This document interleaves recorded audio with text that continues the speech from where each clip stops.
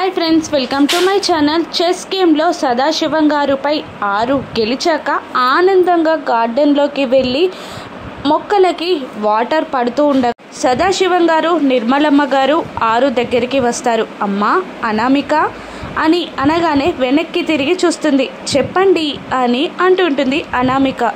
అనామిక నువ్వెవరమ్మా అని అడిగేస్తారు సదాశివం గారు. ఆ మాటకి షాక్ అవుతుంది 6.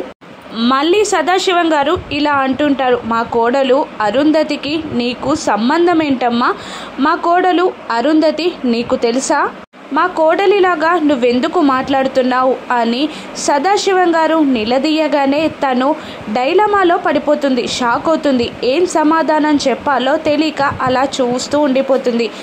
మళ్ళీ ఇలా అంటుంటారు సదాశివం గారు, ఇంతకుముందు చెస్ గేమ్ని నువ్వు విన్ అయినప్పుడు ఏమన్నావో గుర్తుందా అని అంటూ జరిగింది గుర్తు చేసే ప్రయత్నం చేస్తుంటాడు సదాశివం గారు.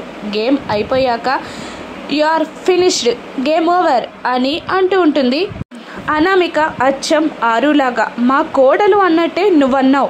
పిల్లలు కూడా చెప్తూ ఉంటారు అప్పుడప్పుడు నువ్వు అచ్చం మా కోడలిలాగా మాట్లాడుతున్నావని. అసలు మా కోడలు నీకెలా తెలుసమ్మా? మా కోడలిలాగా నువ్వెలా మాట్లాడుతున్నావు చెప్పు, ఎవరు నువ్వు? మా కోడలికి నీకు సంబంధం ఏంటి అని సదాశివం గారు నిలదీస్తూ ఉంటారు 6ని. ఇప్పుడు 6 పెద్దవాళ్ళకైనా నిజం చెప్తుందా? పెద్దవాళ్ళు కూడా అమర్ పాగిని ఒక్కటవ్వడానికి 6కి సహాయం చేస్తారా?